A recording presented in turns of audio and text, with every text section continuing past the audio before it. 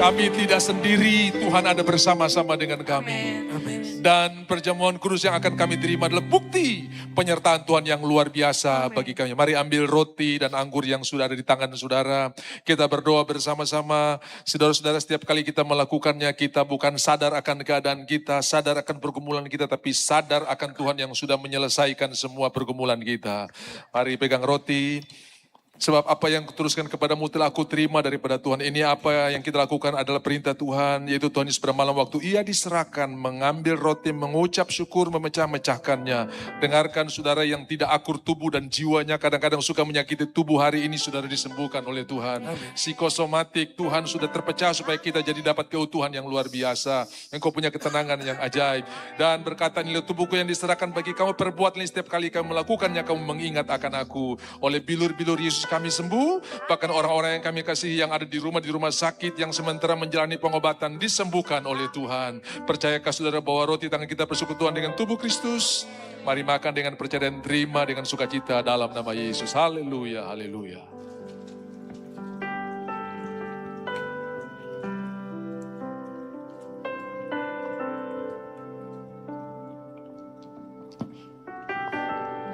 Terima kasih Tuhan. Firman Tuhan berkata selanjutnya, ia mengambil cawan dan berkata, cawan ini adalah perjanjian baru. Perjanjian baru Tuhan menyediakan bagi kita, perjanjian lama kita dituntut. Dan inilah darahku yang dimeteraikan. Inilah perjanjian baru yang dimeteraikan oleh darahku. Artinya tidak ada rencana Tuhan yang gagal dalam hidupmu. Ini bukan meterai 1000, ini bukan meterai 10.000. Ini meterai darah domba Allah yang berlaku sampai pada kekekalan dan tidak ada yang bisa menggagalkannya. Besok mujizat terjadi, bulan depan kemenangan terjadi. Karena kita sudah dimeteraikan dengan meterai darah anak domba Allah. Setiap kali kamu melakukannya, kamu mengingat akan aku, dosamu sudah diampuni. Rasa bersalahmu sudah diambil Tuhan. Rasa tertolak, rasa malumu sudah digantikan dengan kehormatan yang Tuhan berikan dari sorga. Percayakah saudara bahwa anggur tangan kita persekutuan dengan darah Yesus? Mari minum dengan percaya dan terima berkatnya dalam nama Yesus. Haleluya. Terima kasih Tuhan, Engkaulah kekuatan kami, Engkaulah sukacita kami, Engkaulah pengharapan kami. Dan kami berjalan dari kemuliaan kepada kemuliaan. Yang sakit sudah disembuhkan, yang lemah sudah dikuatkan, yang susah sudah terhibur, bahkan terikat, sudah bebas. Hari ini segala belenggu di pikiran kami, sudah kami terima kemenangan dari Tuhan. Kebebasan, sukacita yang luar biasa. Yang percaya katakan amin. Mari tepuk tangan buat Tuhan kita yang luar biasa. Ini tepuk tangan kesembuhan. Amen. Ini tepuk tangan jawaban doa. Ini tepuk tangan kemenangan. Ini tepuk tangan janji-janji Tuhan yang luar biasa. Haleluya, haleluya, haleluya. Sama-sama bilang, Kaulah sukacita, pengharapan dan kehidupan. Kau beri kekuatan. Haleluya. Haleluya, Kaulah sukacita, pengharapan dan kehidupan. Kau beri kekuatan. Haleluya, bersukacita.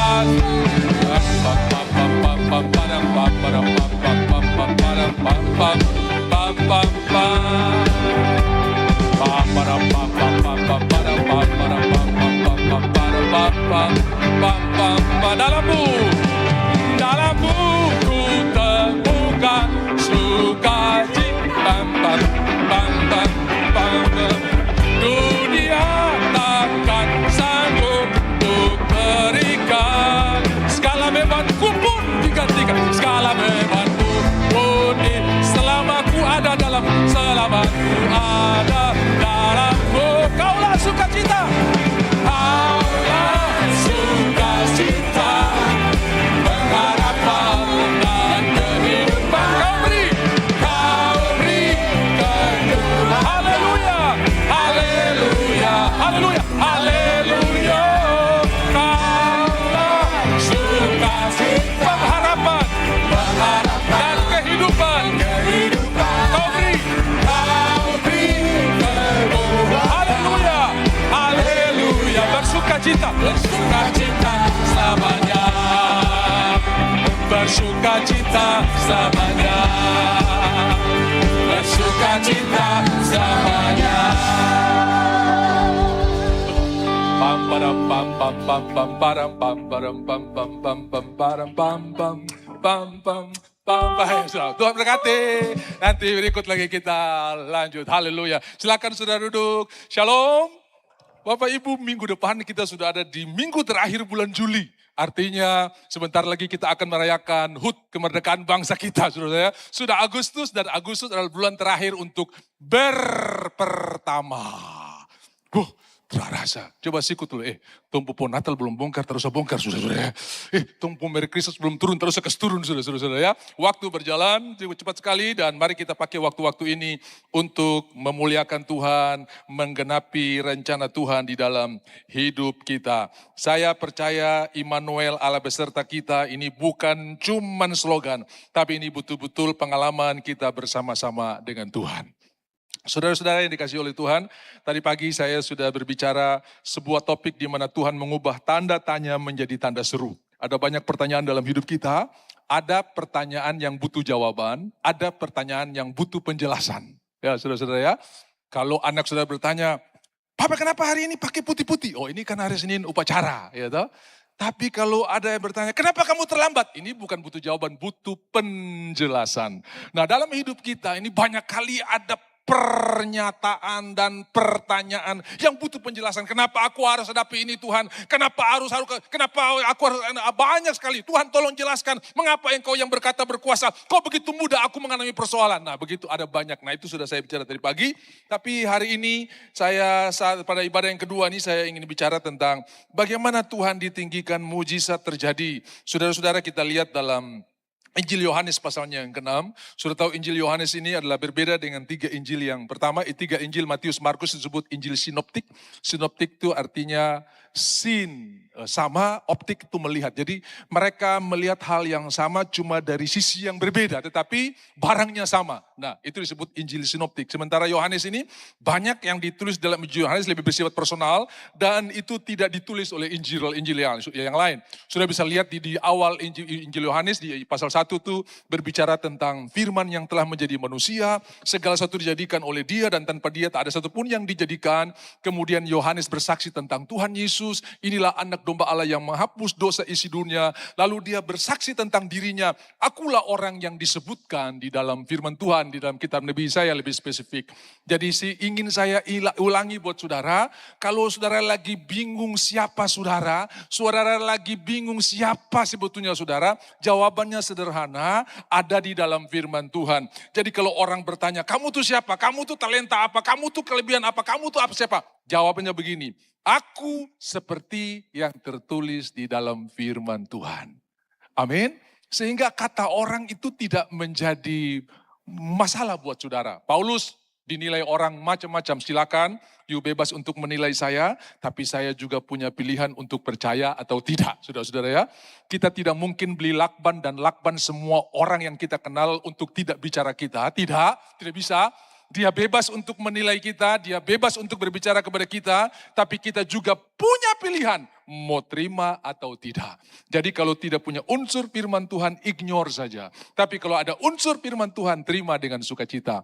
Makanya di dalam 1 Korintus 4 Paulus berkata begini, bagiku sedikit sekali artinya entah aku dihakimi oleh manusia atau pengadilan manusia, bahkan diriku sendiri dan ia yang menghakimi aku itulah yang membenarkan aku. Jadi dalam hidup kita ini ada 4 sumber. Apa kata orang? Pengadilan manusia itu seperti satu komunitas, satu kampung su tahu dia, satu gereja, satu organisasi, itu pengadilan manusia. Bahkan diri kita juga kadang-kadang bisa, kenapa aku begitu bodoh, kenapa aku bisa ambil langkah yang keliru seperti begini. Kita juga kadang-kadang bisa punya penilaian terhadap diri kita. Tapi ada yang paling luar biasa yang keempat, ia yang menghakimi aku itulah yang membenarkan aku. 3 ini tidak membenarkan, tapi Tuhan membenarkan kita. Saudara, firman Tuhan yang kita ucapkan tidak akan kembali dengan sia-sia. Yesaya pasal 55. Seperti hujan dan salju yang turun ke bumi dan tidak kembali, begitulah perkataanku tidak akan kembali dengan sia-sia. Satu saya ingat ada sebuah cerita, seorang bapak dan anak yang lagi menurungi sebuah tempat yang agak dalam, terjal juga. Lalu dikelilingi oleh begitu banyak bukit-bukit. Jadi mereka seperti menuruni ke lembah. Lalu anak ini terpeleset, tiba-tiba dia berteriak, aduh, waktu dia berteriak adu, di kejauhan ada suara adu, adu, adu, adu. Dia tanya, Bapak, itu siapa itu? Saya tadi baru bilang aduh, dia ulang-ulang. Oh, itu namanya gema. Itu namanya gema atau eko. Maksudnya apa? Apa yang kau ucapkan itu akan kembali kepadamu. Coba kau bilang mantap, mantap. Tiba-tiba di belakang sana, mantap, mantap, mantap, mantap. Coba kau bilang payah, payah. Payah, payah, payah, payah, payah. Jadi saudara-saudara, apa yang kita ucapkan itu akan kembali kepada kita. Apalagi kalau yang kita ucapkan itu firman Tuhan, dia tidak akan kembali dengan sia-sia. Saya belum pernah lihat firman Tuhan gagal, saudara ya. Firman Tuhan tidak pernah gagal. Bahkan dia menjadikan segala sesuatu dengan firman-Nya. Yohanes pasal 1. Lalu di pasalnya yang kedua kita tahu mujizat pertama ya yang dilakukan Tuhan yaitu pesta perkawinan di Kana. Saudara, kenapa Tuhan harus tunggu ada nikah dulu? Sementara sebelum nikah itu pasti ada banyak orang sakit, pasti ada banyak orang susah. Kok kenapa mereka tidak disembuhkan duluan? Artinya apa? Tuhan paling senang membuat mujizat di tengah keluarga. Karena dua orang sepakat siapa ini suami istri. Dua orang sepakat untuk satu permintaan Tuhan akan menjawabnya. Makanya di dalam kitab Ibrani pasalnya yang ke-13 dikatakan hendaklah setiap orang penuh hormat terhadap pernikahan. Saudara, penghormatan terhadap pernikahan ini salah satu adalah keterbukaan. Keterbukaan ini tidak ada yang tersembunyi. Kedua manusia itu telanjang tapi mereka tidak merasa malu. Makanya biasanya kita sebelum orang nikah kita konseling pranikah. Sampai dia punya masa lalu pun kita perlu tahu. Ya, pasangan perlu tahu. Bahkan saudara-saudara yang saya pernah cerita buat saudara. Ini calon istri yang punya siklus haid yang kacau. 3 bulan sekali baru haid saudara-saudara. Saya tanya calon suaminya tahu? Tahu. Sudah siap tidak punya anak. Kami bukan siap tidak punya anak, kami siap punya anak. Bapak ibu saya bertobat. Kalau jemaat bertobat itu biasa, ini pendeta yang bertobat saudara-saudara ya. Ada orang yang punya iman luar biasa. Dan betul, setahun kemudian mereka menikah. Mereka datang ke rumah Tuhan bawa seorang anak laki-laki ganteng sekali. Saya pikir pasti adopsi, ternyata anak kandung saudara ya. Bagi Tuhan tidak ada yang mustahil. Anak kandung saudara, anak kandung. Mereka serahkan, ini Pak anak kami siap punya anak, bukan siap tidak punya anak. Padahal siklus haidnya itu 3 bulan sekali. Orang yang normal saja sulit, apalagi ini 3 bulan sekali. Tapi bagi Tuhan tidak ada yang mustahil. Nah Tuhan buat mujizat di Kana. Saudara-saudara, Kana di Galilea itu masih ada sampai hari ini. Kenapa dibilang Kana di Galilea? Karena ada Kana di Syria juga ada. Ya toh? Jadi harus bilang yang spesifik, Kana di Galilea. Ada banyak orang yang namanya John. Tapi John yang mana? John yang paling sabar di Jayapura. Oh, itu Dok 5. Ya toh? John yang mana? John yang paling suka memberi. Oh, itu Dok 7. Nah, jadi ada spesifikasinya, ada gelarnya. Kalau dibilang kota pohon korma, itu pasti Yeriho. Karena Yeriho digelar dengan kota pohon korma. Kalau dibilang murid yang paling dikasihi, murid yang dikasihi Tuhan, pasti Yohanes. Tidak usah bilang namanya, bilang gelarnya, kita bisa tahu siapa dia. Coba tanya pelan-pelan di kiri kanan kau ada gelar kah belum? Ada sih Pak, tapi gelar yang belum terlalu enak. Saudara. Manusia paling marah di Jayapura, gitu kira-kira saudara ya. Hari ini Tuhan robah dari kemuliaan kepada kemuliaan. Jangan takut, Tuhan sanggup merubah orang teroris seperti Saulus menjadi seorang yang memberitakan Injil dengan luar biasa. Tuhan bisa merubah seorang koruptor seperti Sakeus menjadi seorang dermawan yang luar biasa. Karena dia yang menciptakan kita, dia sanggup mengubah kita. Setiap orang yang bertemu dengan Tuhan, hidupnya pasti berubah. Yakub bertemu dengan Tuhan menjadi Israel, saudara-saudara ya. Saya berdoa hari ini, saudara bukan bertemu dengan teman saja, saudara bukan bertemu dengan komunitas, saudara bukan bertemu dengan gembala saja, tapi saudara bertemu dengan gembala agung kita, yaitu Tuhan Yesus. Hidupmu pasti diubahkan. Alkitab penuh dengan daftar orang-orang yang berubah. Nah, setiap kali saya bawa rombongan pergi ke Israel, habis kita kunjungan Kana, kalau ada pasangan yang minta didoakan, diberkati, kita doakan di Kana. Sudah ya, ada kapel yang disiapkan, lalu kita berdoa, habis berdoa kita bayar $10 untuk dapat sertifikat. Ya, sertifikat bahwa saya sudah diteguhkan lagi atau didoakan lagi di Kana. Sudah ya, biasa orang-orang yang kasih sertifikat itu bisa belum kita bikin ibadah peneguhan atau ibadah pemberkatan, mereka udah kasih bunga, sudah ya. Jadi yang seusia pernikahan 80 tahun, umur 80 tahun, usia pernikahan 40, 50, tetap kasih bunga buat istrinya. Nah hari ini istri tidak terlalu suka bunga, dia lebih suka bunga bang, saudara-saudara ya. Bunga bang jauh lebih bagus daripada bunga mawar. Itu istri di sana, kalau di sini tidak, saudara-saudara ya. Nah, habis itu kita keluar dari dari kapel itu, di depan itu begitu banyak warung-warung, toko-toko yang menjual anggur Kana. Dan itu salah satu oleh-oleh yang biasa dibawa pulang ketika orang pergi ke Israel. Sebelum belanja, saudara-saudara, mereka kasih 1 botol anggur 15 tahun untuk tester. Kalau saya bawa rombongan dari Papua, saudara, satu botol tidak cukup, saudara ya. Udah bilang, Bapak bisa tambah kah? Boleh, asal kau beli, jangan kau minta tambah. Saya sudah kenal baik. Mereka, saya kalau minta dia akan kasih, oh tambah lagi. Jadi dong minum ulang-ulang, saudara. Tapi betul mereka beli, saudara. Nah, kenapa mereka bisa beli? Karena sebelum berangkat ke Israel, saya sudah atur dia punya manajemennya beda. Jadi uang-uang yang mau beli cindera mata dari tanah perjanjian, kasih ke saya. Kasih simpan di saya aman. Kalau dia pegang sampai di Mesir, habis sudah saudara ya. Masuk Israel, karena ini saya buat begini karena pengalaman berapa kali saudara ya. Sampai masuk Israel, dia bilang, aduh saya sudah bisa beli anggur minyak zaitun. Kenapa? Saya suruh hajar, beli apa sih di Mesir? Sampai batu pun dia beli saudara-saudara. Padahal batu di Papua banyak nih saudara-saudara. Dia beli karena tidak tahan, kaget lihat, wah belanja. Saya bilang, oke, yang mau beli minyak zaitun, yang mau beli anggur, saya yang pegang. Supaya kamu pulang bisa bawa oleh-oleh.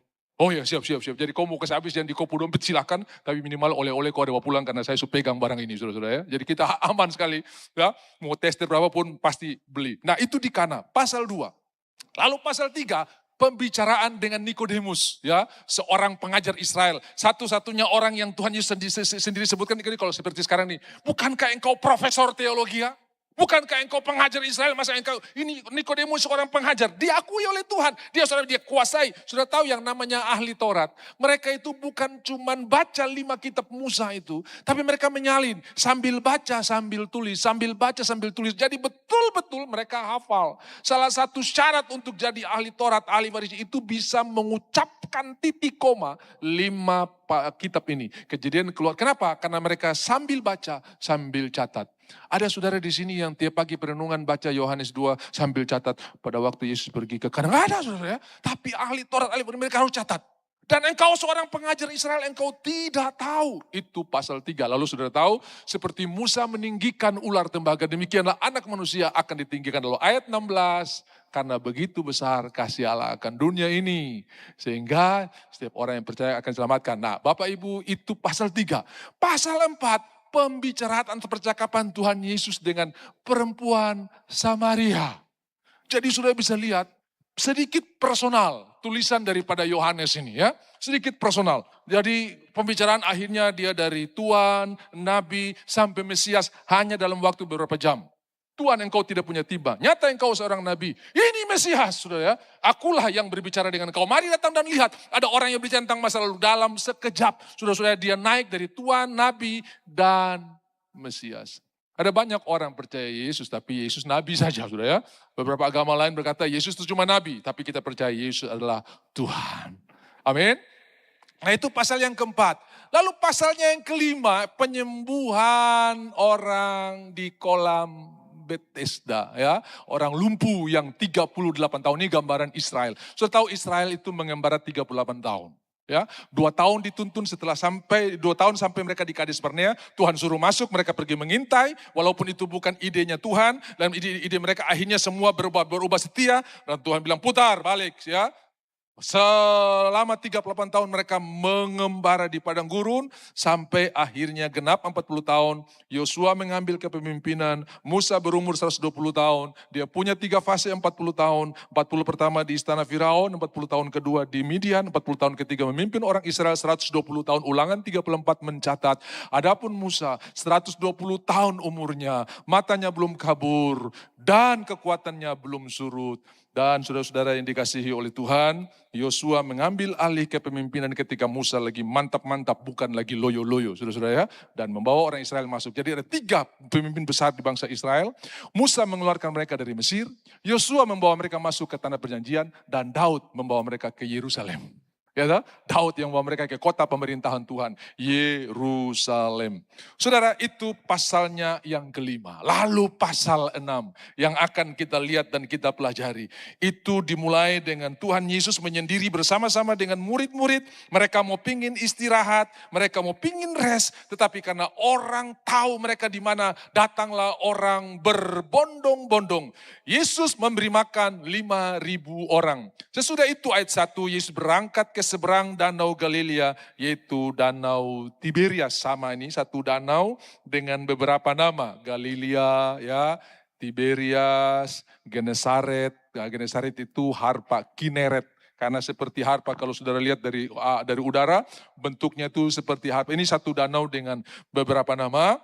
Orang banyak berbondong-bondong mengikuti dia karena mereka melihat mujizat-mujizat penyembuhan yang diadakannya terhadap orang-orang sakit. Jadi Tuhan itu bukan doakan orang sakit, tapi sembuhkan orang sakit. Ya, kita kadang-kadang keliru, ayo pergi doakan orang sakit. Tidak, Alkitab tulis sembuhkan orang sakit, bukan doakan orang sakit. Kalau doakan orang sakit ya dia cuma dapat kekuatan di tengah kesakitannya. Tapi Tuhan berkata sembuhkan, karena dikatakan di sini mujizat penyembuhan bagi orang sakit. Jadi hari ini sudah ucapkan kesembuhan, ya ucapkan kesembuhan. Setuju, katakan amin.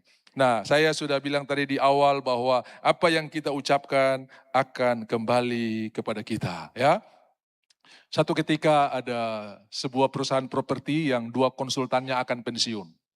Kemudian pemimpin atau pemilik atau owner dari perusahaan properti ini bilang begini, oke, kali terakhir sebelum kamu pensiun tolong bangunkan masing-masing ya. Kamu bangun satu rumah, saya bangun, kamu juga bangun satu rumah, dan itu adalah hasil karyamu yang terakhir untuk pengabdianmu di perusahaan ini, di bidang properti ini. Oke, siap. Anggarannya sudah ditentukan sekian, sudah.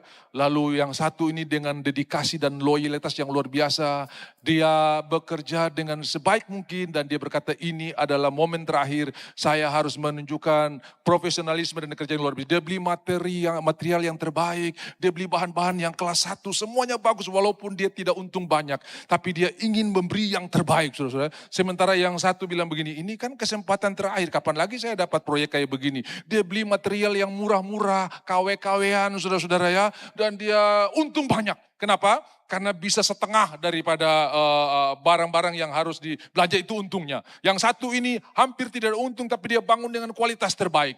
Saudara-saudara, lalu tibalah waktu penyerahan. Yang satu datang dengan sukacita, Pak, saya sudah bangun dan ini hasilnya, ini kunci, dia terima. Kemudian yang satu bilang, Pak, saya sebetulnya sudah lebih dulu kerja selesai, cuma saya tunggu dia selesai kerja. Kenapa dia lebih lama? Karena dia punya pekerjaan jauh lebih bagus, jauh lebih mantap. Nah, begitu diserahkan, Bapak atau owner ini bilang begini, saya berterima kasih untuk apa yang sudah kamu dedikasikan selama ini, dan sebagai tanda terima kasih, apa yang sudah kamu bangun, saya kembalikan kepada kamu sebagai pemberian. Itu yang satu dia menyesal, aduh kalau saya tahu mau kasih ke saya akan bangun bagus-bagus. Saya dapat rumah dengan KW yang hancur-hancur ini. Sementara yang satu bilang, aduh terima kasih. Dan dia menikmati hasil yang luar biasa, karena apa yang kita kerjakan pasti akan kembali kepada kita. Saudara-saudara yang dikasihi oleh Tuhan, lakukanlah segala sesuatu seperti kepada Tuhan. Tuhan sudah lakukan yang terbaik. Ketika saudara mengerti Tuhan sudah lakukan yang terbaik, saudara bisa baca di dalam Yohanes pasal 15 ya, dari pasal 6, 7, 8 sampai 15, itulah pokok anggur ya. Tuhan berkata, akulah pokok anggur ya. Lalu dia bilang begini, tinggal di dalam aku, lihat urutannya, tinggal di dalam aku dan aku dalam kamu. Ini beresiko, karena waktu Tuhan bilang tinggal di dalam aku, itu artinya dia harus mati di kayu salib, karena dia harus menanggung kita orang berdosa. Waktu dia bilang tinggal dalam aku, itu artinya dia siap untuk menanggung dosa-dosa kita. Ini resiko yang luar biasa.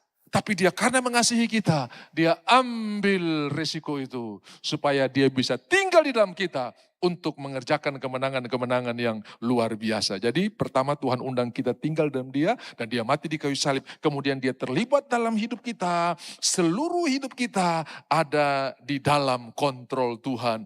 Dia berdaulat penuh dalam hidup kita. F coba ya, puji Tuhan. Dia punya ekor saja ya. Berdaulat atas hidupku, ku berserah penuh. Sekali lagi sama-sama berdaulat. Berdaulat atas hidupku, ku berserah. Oke, kita lupakan dulu Inggris yang sudah menang tadi, saudara-saudara. Ayo konsentrasi ke kita. Pasti saudara yang ibadah 2 sudah tahu hasil yang komplit. Yang ibadah 1 tadi lebih parah, saudara saya. Sementara ibadah 2 masih seberapa menang. Untung sudah selesai, baru ibadah 2 mulai, saudara ya. Jadi agak sedikit aman. Nah, hari ini kita lihat bagaimana firman Tuhan mendatangkan kemenangan dalam hidup kita. Banyak orang berbondong-bondong karena mereka melihat mujizat penyembuhan yang diadakannya terhadap orang-orang sakit. Jadi ucapkan ini ya, orang sakit sembuh.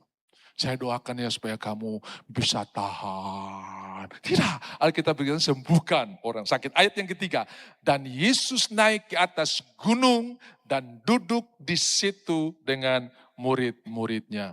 Saudara-saudara, di Indonesia ini, di Jayapura apalagi tidak terlalu sulit lihat gunung. Bahkan mungkin ada saudara yang hobinya hiking atau mendaki gunung. Ya, saudara-saudara dulu berapa waktu yang lalu ketika di angkasa itu belum terlalu banyak perumahan, ya, maka saya suka menjelajah bagian-bagian belakang itu kadang-kadang yang merah-merah di tangan kalau mendaki terlalu tinggi, saudara, itu bukan becek tapi karat. Karena biji besi di atas itu banyak sekali. Makanya sudah lihat tumbuh-tumbuhan juga agak sulit tumbuh di sana. Kalau ada orang yang paksa tanam singkong, maka singkongnya itu pasti kurasnya luar biasa. Karena memang tanah di angkasa itu sedikit mengandung banyak biji besi. Nah, Bapak Ibu, ketika dapat tanjakan yang tinggi atau sedikit lebih curam, maka saya harus memposisikan diri miring ke depan. Betul tidak ya? Saudara bisa bayangkan kalau saudara naik gunung kan tidak ada yang berdiri tegak. Toh. Kalau berdiri tegak pasti lucur ke belakang saudara-saudara ya. Makin tinggi gunungnya, makin miring ke depan. Betul? Ya, kalau saudara naik dari Dok 5 pergi ke angkasa ya, mesti untuk tambah power saudara bisa mantap naik, ya mesti miring ke depan. Saya belum pernah lihat orang naik angkasa begini saudara. Dia akan maju-maju, pasti akan mundur saudara. Nah, Yesus naik ke gunung. Saya mau berkata buat saudara, ini bicara tentang kerendahan hati. Orang yang rendah hati itu pasti akan ditempatkan di tempat-tempat yang tinggi. Ya, orang rendah. Tapi orang bilang ini kalau bukan saya itu, barang itu terjadi, ini orang yang lagi turun gunung atau mundur, saudara-saudara ya. Kalau yang begini-begini itu lagi mundur. Jadi kalau ada orang yang busung dada, kasih ingat cepat, Pak, Bu, ini lagi turun gunung kayaknya ini. Bukan lagi naik gunung. Tapi Yesus mengajar kita naik ke gunung. Semua bilang naik gunung. Saudara-saudara, Abraham diberkati ketika dia di atas gunung, Kejadian 13. Angkatlah matamu dan pandanglah sejauh matamu memandang. Tempat itu akan kuberikan kepadamu. Lot memilih lembah, Abraham di gunung. Dan itu yang dia lihat jauh lebih luas. Bahkan Tuhan berkata sampai ke Mesir, sungai besar yang di Mesir. Sampai ke Efrat. Kenapa itu bisa dilihat oleh Abraham? Karena dia di tempat yang tinggi. Saya berdoa saudara ada di tempat yang tinggi hari-hari ini. Ya, bukan dalam pengertian literal, tapi dalam pengertian rohani. Sementara orang kacau balau, kita tetap tenang. Kenapa? Makin tinggi, saudara akan lihat benda-benda besar di bumi ini kecil. Coba saudara naik pesawat baru 100 meter, 200 meter, kok bisa lihat semua terminal itu cuma kayak kotak korek api, saudara-saudara ya. Makin tinggi, makin kelihatan seperti titik. Bapak Ibu, ketika kita ada di tempat yang tinggi, didudukan bersama-sama dengan Kristus, maka yang semua persoalan besar di bumi ini tidak ada artinya di mata kita. Kenapa? Karena kita ada di tempat yang tinggi. Jadi kalau sudah lihat, masalah ini besar, berarti kau masih di lembah, saudara-saudara ya. Tapi kalau kau berkata begini, tidak, ini masalah tidak ada artinya dibanding dengan Tuhan yang besar, berarti kau ada di tempat yang tinggi. Jadi ini bukan literal, saudara ya, tapi ini dalam pengertian rohani. Yesus naik ke gunung dan duduk di situ dengan murid-muridnya. Duduk itu bicara menghabiskan waktu yang lama. Bapak Ibu tahu bahwa gadget atau handphone ini sudah bisa memperdekatkan orang jauh. Tapi celakanya dia menjauhkan orang dekat, saudara-saudara ya. Yang paling dekat jadi jauh, yang jauh jadi dekat. Bisa duduk satu meja, bisa duduk satu ruangan, tapi rasa seperti langit dan bumi ini. Sementara orang yang di langit turun di kopu meja, orang yang di dekat kau naik ke langit, saudara-saudara ya. Jadi barang ini dia bisa memperjauh yang dekat, mendekatkan yang jauh, dan menjauhkan yang dekat. Tetapi di sini Tuhan menghabiskan waktu duduk dengan murid-muridnya. Sekali-sekali saudara bisa tinggalkan anak-anak kalau saudara suami istri bisa datang pergi makan bersendiri saudara-saudara ya. Lalu ada pertanyaan-pertanyaan klasik yang perlu ditanyakan. Pak, apakah engkau masih mencintai saya seperti pertama kali dulu ketemu saudara-saudara? Nah, masih gitu kan. Nah, saya ingat ada seorang teman pendeta saya melakukan hal ini saudara-saudara. Nah, saudara tahu masing-masing harus tahu kekuatannya, bukan kelemahan kekuatan. Jadi mereka sudah duduk di restoran, tiba-tiba waiters datang bawa menu, buku menu. Lalu dia lihat waiters ini dari kaki, kepala ke kaki. Istrinya tahu di tempat seperti begini yang kita bangun adalah intimacy, bukan perdebatan. Dia injak kakinya. Pak, kau lihat apa? Ah tidak, saya lihat dia rambut supaya saya purang, saya sisir kok kayak dia. Saudara. Tapi memang karena masing-masing menyadari kekuatannya bukan kelemahan. Kenapa? Karena yang namanya pria itu kuatnya di mata. Makanya visi itu Tuhan taruh buat pria. Ya, kuatnya di mata. Biar dia lagi gandeng istri, kalau artis lewat tetap dia akan lihat, saudara-saudara ya. Nah, sementara perempuan itu kekuatannya di telinga. Betul ke tidak? Saudara-saudara, kalau kita pergi bertamu, lalu sudah selesai maksud dan tujuan dalam kunjungan itu, pamit ya, permisi ya. Begitu suami pergi ke mobil, istri bisa sesi kedua di halaman, saudara-saudara. Jadi bagaimana? Itu dia tunggu-tunggu, tatat! Orang masih bicara, sudah pamit, sudah kenapa? Karena dia punya kekuatan di telinga.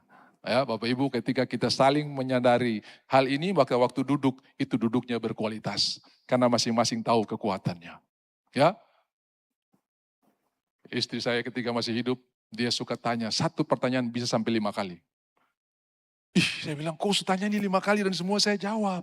Karena saya cuma jawab ya, tidak, ya, tidak. Sementara mereka bukan butuh jawaban, mereka butuh kuota mendengar, saudara-saudara ya.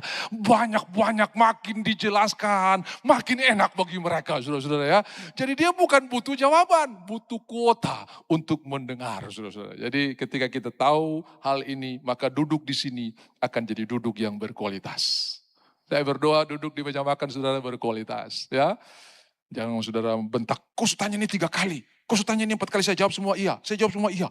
Nah, lalu yang kedua, istri jangan bertanya di waktu yang salah. Kalau dia lagi baca koran, jangan tanya, nggak akan konsen, saudara-saudara. Sampai akhirnya ada suami yang lagi nonton bola, dia tanya, nggak ada jawaban, dia ambil remote, dia kasih mati. Jadilah perang dunia ketiga, saudara-saudara ya. Kenapa? Karena tidak di waktu yang tepat, gitu ya. Mesti tahu waktu. Makanya duduk di sini, kita ngerti. Duduk yang paling berkualitas adalah duduk berbicara tentang firman Tuhan. Duduk itu butuh waktu yang lama ya. Dan pasca hari raya orang Yahudi sudah dekat. Ketika Yesus memandang sekelilingnya dan melihat bahwa orang banyak berbondong-bondong datang kepadanya. Berkatalah ia kepada Filipus, di manakah kita akan membeli roti supaya mereka ini dapat makan. Sudah tahu hidup yang paling berkualitas adalah hidup ketika kita bisa memperhatikan orang lain. Saya punya cerita menarik.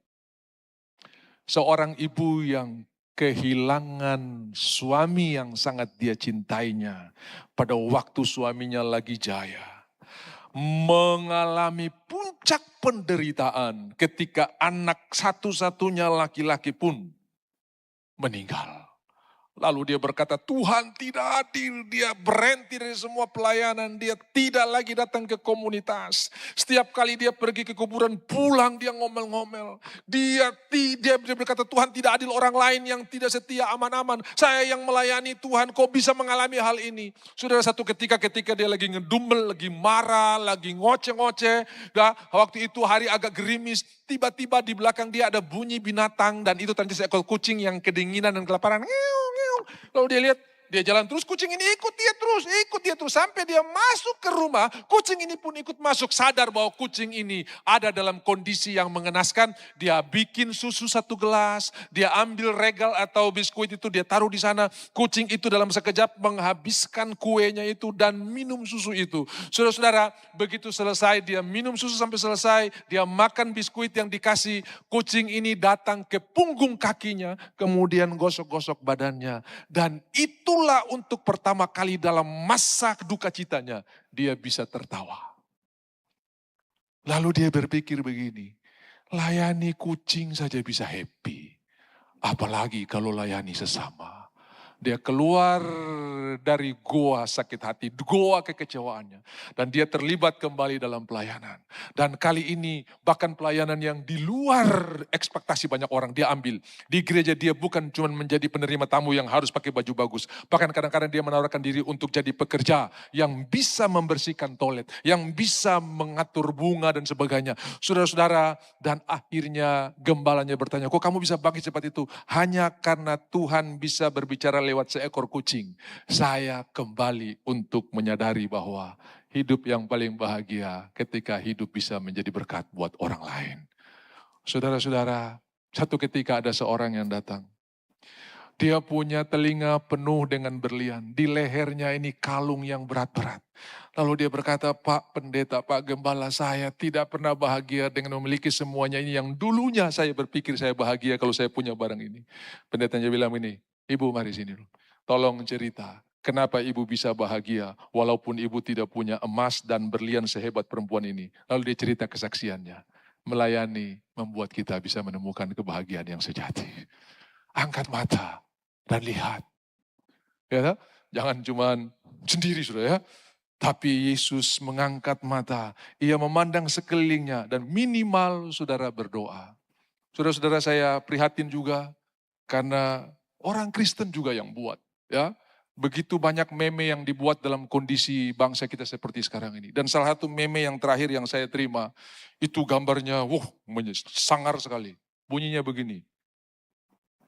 Anjing pitbull saja tahu daging mana yang bukan dia punya, dia teramakan.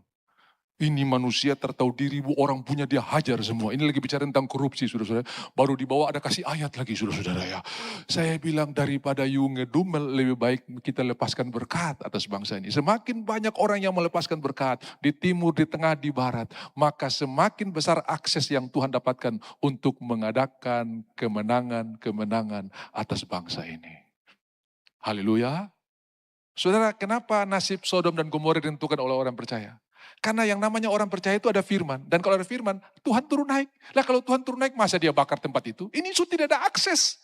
Asal ada 10 orang, aku tidak akan menghukum kota ini. Sudah tahu kan, Kejadian 18 bagaimana Abraham tawar-menawar dengan Tuhan. Mulai dari 50, saking kagetnya, 50. Hah? 50 tidak ada. Kalau ada 50, aku tidak akan musnahkan kota ini karena yang ke-50 orang ini. Sementara Abraham tawar ini sudah yang paling reasonable, paling masuk akal. Karena posisi pisah dengan Abraham, si Lotnya ini waktu posisi pisah, sudah tahu ini Abraham tawar-menawar karena Lot ada di sana. Posisi pisah sudah harus tahu, kaum muda atau youthnya Abraham saja 318 youthnya saja. Belum guru sekolah minggu, belum majelis gereja, belum pengerja. Itu 50 pasti masuk karena posisi pindahnya sama. Abraham punya kemah, Lot punya kemah. Abraham punya hamba, Lot punya hamba. Wah, perusahaan mereka sama besar. Dan kalau dia tawar 50, guru sekolah minggu masuk, ya, pelayan-pelayan masuk, ya, tim profetik pasti masuk, pasti lebih dari 50. Tapi betapa terkejutnya 50 pun tidak ada. Makanya saking kaget dia kasih turun 5 saja. Tawar kedua adalah 45. Tawar ketiga masih kasih turun 5, 40. Dan tawar selanjutnya itu 10-10. Jedanya atau selisihnya. Jadi 50, 45, 40, 30, 20, 10. Yang berhenti Abraham. Bukan Tuhan yang berhenti. Abraham yang berhenti. Dan memang cuma ada 4 orang di sana. Itu pun kacau, saudara, kacau. 4 orang ini pun kacau.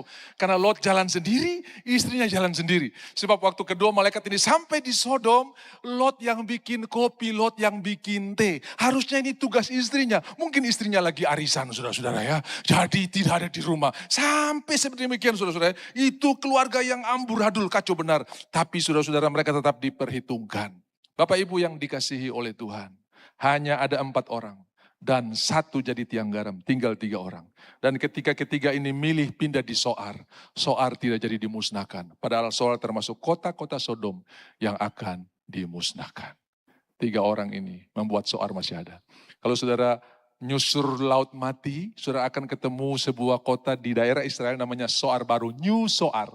Karena Soar yang asli yang tidak jadi dimusnahkan itu ada di seberang, di daerah atau di wilayah Jordania. Itu soar yang tadinya mau dimusnahkan tidak dimusnah. Nah, karena Laut Mati itu, sudah Dead Sea itu setengahnya milik Jordania, batas negaranya itu ada di tengah-tengah Laut Mati. Ya, jadi setengahnya milik Jordania, setengahnya milik Israel. Jadi dua-dua isap tiap hari ini saudara-saudara. Tiap hari, tiap tahun turun 1 meter. Ini laut, saking besarnya disebut laut saudara ya. Tiap tahun turun 1 meter saudara. Tiap tahun turun 1 meter. Kenapa? Dia punya mineralnya luar biasa. Magnesium, potasium. Jadi kalau saudara nyusur nanti ya, kalau saudara pergi, saudara ingat perkataan saya. Yang putih itu pasti garam, yang merah itu potasium. Jadi ada gunung-gunung seperti ya gunung kristal gitu sudah ya. Yang putih itu garam dan yang lain itu adalah mineral untuk kecantikan. Jadi setiap kali kita ke Laut Mati pasti ada sesi mandi lumpur, saudara-saudara. Masing-masing ambil lumpur terus habis itu, Bapak licin sekali ya. Kayaknya lalat juga bisa tergelincir ini saudara-saudara ya. Nah lalu mereka bawa pulang lumpur itu malang saudara-saudara. Karena kandungan garamnya tinggi, dia isi di botol aqua. Dia punya koper itu karena tekanan di udara pecah. Dan semua bajunya penuh dengan lumpur. Kali ini bukan kulitnya yang licin, bajunya yang licin saudara-saudara ya. Karena kena lumpur dari Laut Mati ini. Nah, Bapak Ibu yang dikasihi oleh Tuhan, soar itu masih ada sampai hari ini. Sampai hari ini masih ada. Dan Israel bangun beberapa cottage di daerah itu namanya New Soar. Soar yang asli masih ada di sana, yang Lot dan 2 anak perempuannya pergi. Betapa tingginya bergening posisi kita. Coba kalau semua orang di bangsa ini mengucapkan berkat atas Indonesia. Saya percaya firman Tuhan akan mengerjakan hal yang luar biasa. Karena firman Tuhan tidak pernah kembali dengan sia-sia. Setuju, katakan amin. Jadi kalau saudara tidak bisa menghindari, kadang-kadang meme ini dikirim. Memang dasar anjing, kurang ajar. Saya dikirim, ini yang tabrak lari, ini betul-betul anjing. Saudara-saudara, saya buka, siapa yang tabrak? Ternyata yang tabrak memang anjing, saudara-saudara ya. Dan dia lari. Jadi ada orang menyeberang jalan, anjing lari, tabrak, dia jatuh. Memang yang tabrak ini anjing, saudara-saudara ya. Saya pikir orang yang dikasih gelar anjing, ternyata benar-benar anjing, saudara-saudara ya. Nah, banyak orang punya kemampuan bikin meme kayak begini. Tapi mari saudara, kemampuan yang Tuhan kasih, ini kita pakai untuk memuliakan Tuhan. Bapak kita disebut creator, ya toh? Allah kita disebut pencipta. Pasti anak-anaknya juga punya kemampuan untuk mencipta. Tapi mari mencipta yang untuk kemuliaan bagi nama Tuhan. Ucapkan berkat, ucapkan janji Tuhan. Setiap hari saya dikirimin saudara-saudara ya, dan saya punya pilihan, bersungut atau mendoakan. Saya pilih mendoakan. Kadang-kadang saya balas, kita doakan ya. Mungkin dia kirim untuk cari dukungan, untuk hajar orang-orang yang terlaku ini. Tapi ternyata di luar ekspektasinya. Saya bilang, kita doakan ya. Gitu ya. Kita doakan ya. Oke? Saudara juga boleh pakai jurus ini. Kalau besok dong kirim, ini anggaran digelembungkan hanya untuk ini. Kita doakan ya. Gitu kan. Itu jauh lebih baik. Dan betul-betul kalau saudara bilang doakan, ya didoakan. Amin. Yang sampai tangan saja yang berdoa, mulut berdoa. Karena kita tangan ini kalau berdoa jago sekali. Alkitab berkata, engkau melatih tanganku untuk berperang ini. Zaman sekarang nih saudara. Orang bisa perang hanya dengan 1 jempol. Salah ketik, hancur. Mari kita berdoa. Yesus duduk dan dia menghabiskan waktu yang sangat berkualitas. Dan akibat duduk itu dengan murid-murid, Alkitab tulis, ia mengangkat mata dan melihat sekeliling. Waktu berjalan cepat sekali ya. Lalu dia di mana? Ini satu-satunya tempat di mana Tuhan meminta pendapat dari murid-murid. Yang lain dia bilang, begini. Tapi ini satu-satu tempat di mana Tuhan meminta pendapat dari murid-murid ya. Di manakah kita akan membeli roti? Ia berkata kepada Filipus, di manakah kita akan membeli roti supaya mereka ini dapat makan? Otomatis kalau bilang beli, harus uangnya ada. Dan kalau uangnya ada, pasti harus banyak. Kenapa? Karena yang datang ini 5.000 laki-laki, belum termasuk perempuan dan anak-anak. Hal itu dikatakannya untuk mencobai dia, sebab ia sendiri tahu apa yang hendak dilakukannya. Kenapa Tuhan bertanya ini? Dia udah sampaikan firman dulu. Jadi semua pertanyaan, semua ujian itu akan dikasih sesudah ada materi yang diberikan. Mana ada guru yang kasih ujian tanpa kasih materi dulu. Begitu sudah hari pertama masuk ke sekolah, lalu kita akan ujian. Wah ini sekolah kacau nih saudara, belum mengajar udah ujian saudara. Kita akan ujian, wah ini gawat ini. Tapi Tuhan Yesus duduk dan dia berbicara. Supaya pada waktu dia menyampaikan pertanyaan-pertanyaan yang seperti begini, jawaban kita harus sama seperti apa yang dia ajarkan. Haleluya. Hal itu dikatakannya untuk mencobai dia sebab ia sendiri tahu apa yang hendak dilakukannya. Saudara, nanti saudara bisa lihat di dalam terjemahan yang lain ya.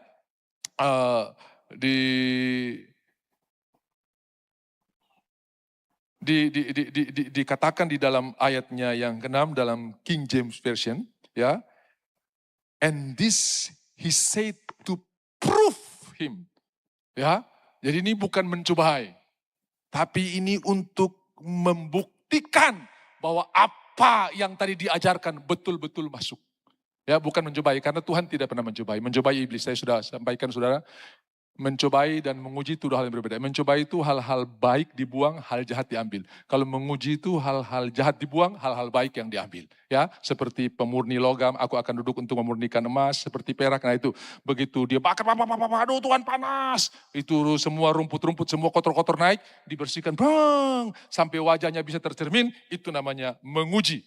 Saudara-saudara yang dikasihi oleh Tuhan, dia tahu apa yang harus dia lakukan. Dan dia bertanya kepada Filipus, apakah dia ada dalam frekuensi yang sama dengan saya? Saya berdoa saudara-saudara, kita ada dalam frekuensinya Tuhan.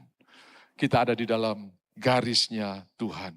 Jawab Filipus kepadanya ayat 7, roti seharga 200 dinar. 200 dinar ini kurang lebih sepertiga upah tahunan. Ya, karena 1 dinar itu harga atau nilai upah harian. Ya, kita nggak tahu sekarang UMR berapa, tapi saudara-saudara 2/3 atau 200 dinar ini ya kalau 1 bulan kerja itu sekitar 25, ya maka mungkin ada 8 bulan atau 7-8 bulan saudara-saudara ya.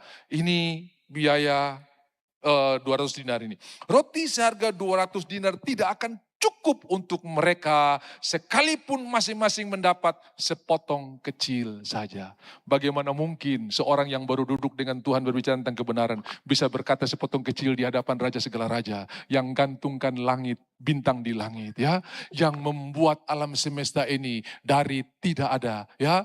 Creatio ex nihilo, dibuat dari tidak ada bahan dasar, saudara-saudara ya. Bagaimana mungkin Filipus bisa berkata sepotong kecil saja di hadapan Raja alam semesta ini. Ya, kita sering nyanyi nada A, coba ya. Bila ku lihat wajah, ku terkagum,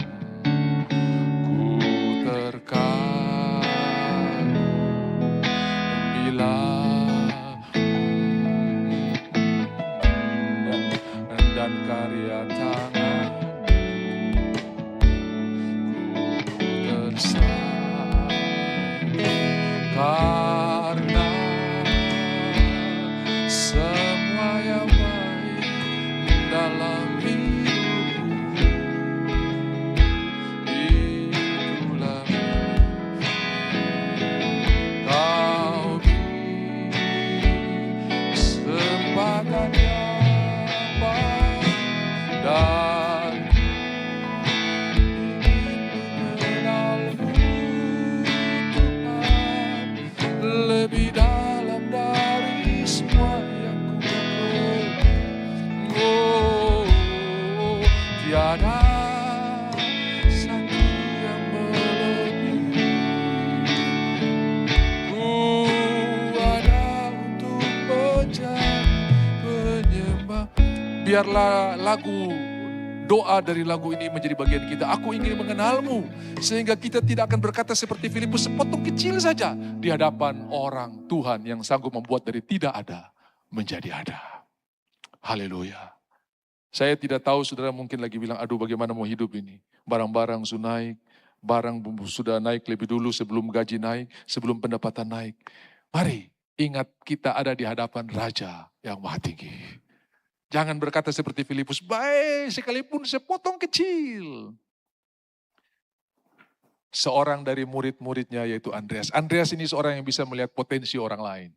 Ya, salah satu murid Yohanes Pembaptis, yang ketemu Tuhan pertama itu Andreas. Jadi ada Yohanes dan Yohanes. Ada Yohanes Pembaptis, ada Yohanes yang menulis Injil Yohanes ini, dan ada juga Andreas. Andreas ini saudara Petrus. Jadi dia ini yang mula-mula ketemu Tuhan. Lalu dia datangi Petrus, kami sudah jumpa Mesias. Sudah tahu Andreas ini yang bawa Petrus kepada Tuhan. Dan dalam perjalanan, Petrus jadi ring satunya Tuhan. Andreas tetap ada di ring 2. Dia tidak cemburu, dia bilang begini, saya yang bawa kau, baru sekarang kau di ring 1, kau ini. Tidak, dia bahagia. Karena dia punya figur seorang bapa yang ingin melihat orang lain diberkati.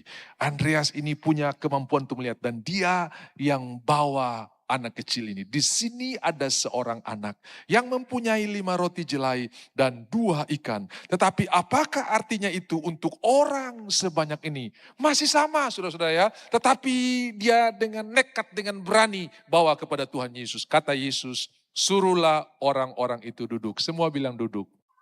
Duduk itu artinya take a rest, ambil istirahat. Jadi saudara ketika saudara dalam pergumulan, masalah besar sekali, duduk.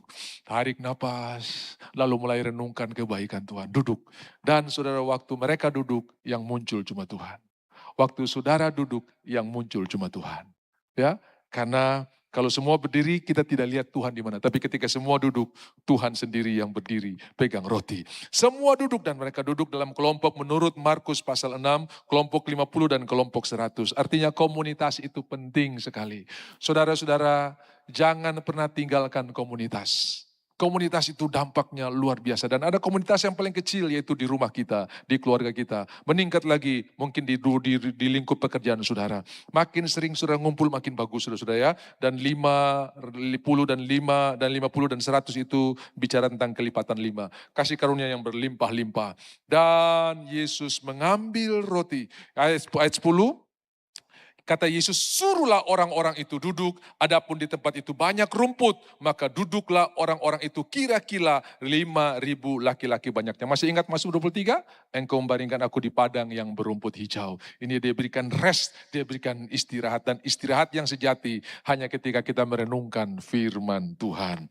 Lalu Yesus mengambil roti itu, mengucap syukur, dan membagi-bagikannya kepada mereka yang duduk di situ. Demikian juga dibuatnya dengan ikan-ikan itu sebanyak yang mereka kehendaki. Katakan yang mereka kehendaki. Bukan yang Tuhan kehendaki, yang mereka kehendaki. Haleluya. Yang mereka kehendaki. 2 Raja-Raja pasal 4. Pinjamlah bejana, jangan terlalu sedikit, sesuai dengan kehendak kamu. Mereka mulai pinjam, lalu mulai tuanglah dari buli-buli. Buli-buli itu sama seperti botol kecil begitu saudara ya. Dan tuang itu jerigen penuh dari buli-buli yang kecil ini. Sampai akhirnya mamanya bilang, dekatkan lagi bejana yang lain. Sudah habis mama, berhentilah minyak itu mengalir. Saudara-saudara yang dikasihi oleh Tuhan, sebanyak yang mereka kehendaki. Ini firman Tuhan loh. Sebanyak yang saudara kehendaki. Bukan inginkan ya, kehendaki artinya itu kebutuhan. Dan setelah mereka kenyang, ia berkata kepada murid-murid, kumpulkanlah potongan-potongan yang lebih supaya tidak ada yang terbuang. Saya percaya murid-murid ini juga terlibat di dalam melayani, ya, membagi sana, ya, datang lagi bawa keranjang, bagi, ya. Setiap kali masuk tangan ada saja, dan saudara-saudara, orang yang melayani Tuhan tetap ada bagiannya. Saya ini sudah melayani, mana saya bagian? Saya ini sudah melayani Tuhan. Dengarkan, 12 bakul, itu satu murid, satu orang satu bakul. Jadi upah tetap tidak akan hilang, saudara-saudara ya. Tuhan siapkan yang terbaik. Maka mereka pun mengumpulkan dan mengisi 12 bakul penuh dengan potongan-potongan dari kelima roti jelai yang lebih setelah orang makan. Dan Alkitab tulis mereka makan sampai kenyang. Ya, maka mereka pun, dan setelah mereka kenyang, ayat 12, ia berkata kepada murid-muridnya, kumpulkanlah potongan-potongan yang lebih, supaya tidak ada yang terbuang. Saya lihat bahasanya indah sekali.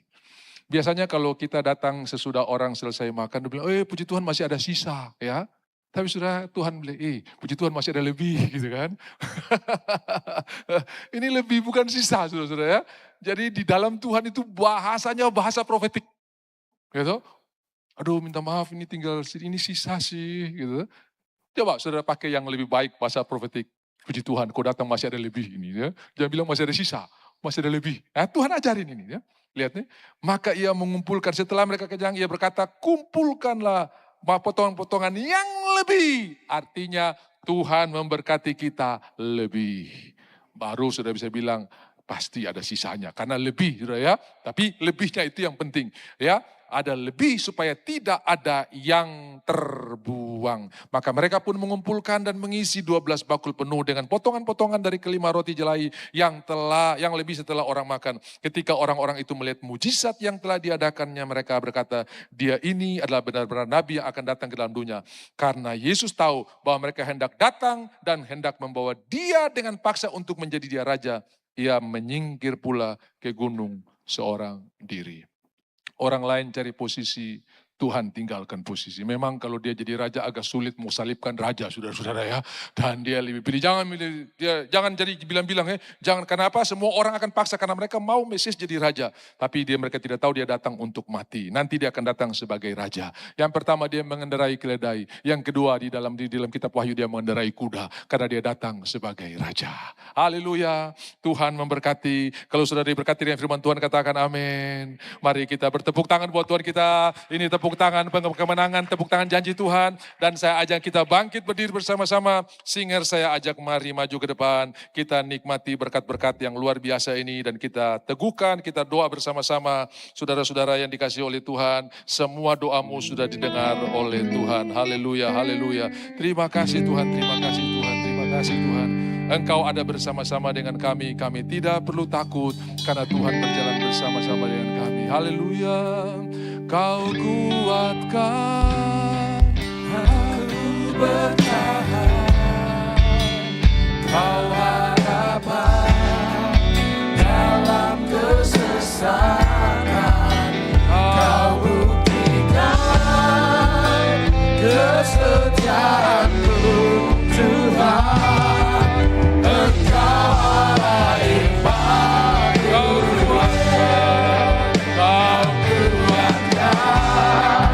aku bertahan, kau harapan dalam kesesakan, kau buktikan kesetiaan-Mu Tuhan.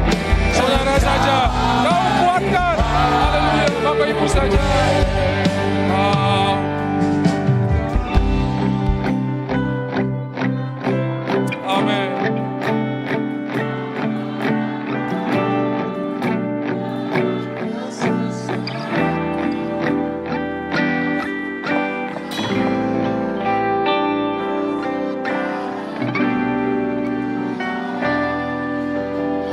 Bersama-sama.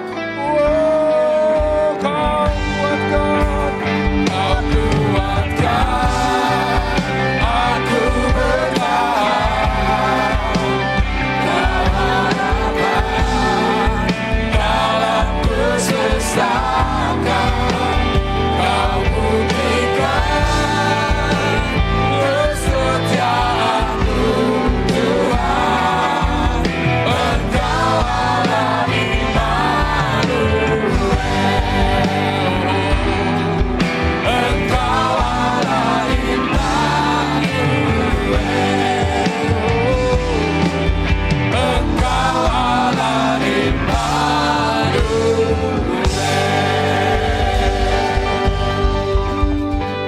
Renungkan sejenak bahwa saudara tidak berjalan sendiri. Saudara ada bersama-sama dengan Tuhan. Tuhan meteraikan firman-Mu. Hari ini kami pulang dengan sorak-sorai. Karena kami tidak berjuang sendiri. Tuhan ada bersama-sama dengan kami. Dan Immanuel, Tuhan beserta kami. Engkau berjanji sampai kesudahan alam. Di dalam nama Tuhan Yesus, biar kebenaran ini memelekat di dalam kami. Dan ini yang kami bicarakan. Ini yang kami renungkan. Ini yang kami ucapkan syukur. Tuhan kami luar biasa. Terpuji nama-Mu Tuhan, Engkau besar. Engkau ajaib, Engkau dahsyat. Mari pegang persembahan yang saudara-saudara siapkan, lakukanlah ini kepada Tuhan, lakukanlah ini karena Tuhan. Sebab semua yang pada kita napas, kekuatan, hikmat, perlindungan datang daripada Tuhan. Dan kami memberi karena kami Tuhan tak tahu Tuhan mengasihi kami luar biasa. Terima kasih Tuhan, terima kasih. Engkau memberikan benih untuk ditabur, roti untuk dimakan. Meja kami, rumah kami tidak akan kekurangan roti hikmat, roti ketenangan, roti sukacita, roti perlindungan. Kami menikmati dengan luar biasa semua yang baik. tidak akan kurang di dalam kami. Sehingga muda merana kelaparan. Tetapi orang-orang yang mencari Tuhan tidak akan kekurangan satu pun yang baik. Apa yang baik yang bisa disebutkan kami tidak akan kurang. Kami memberi dengan sukacita karena Tuhan sudah memberkati kami berlimpah-limpah. Di dalam nama Tuhan Yesus, kami siap memberi dengan sukacita, langit di kepala kami terbuka, berkat dicurahkan, dan kami berjalan dari kemenangan kepada kemenangan. Bahkan Tuhan berdiri untuk menjadi penjaga atas seluruh yang Tuhan percayakan bagi kami. Karena Engkau akan menghalau belalang pelahap, belalang pindahan, belalang pelompat. Kami ada dalam perlindungan Tuhan yang luar biasa. Dalam nama Yesus, kami beri dengan sukacita. Yang siap memberi sama-sama katakan, amin.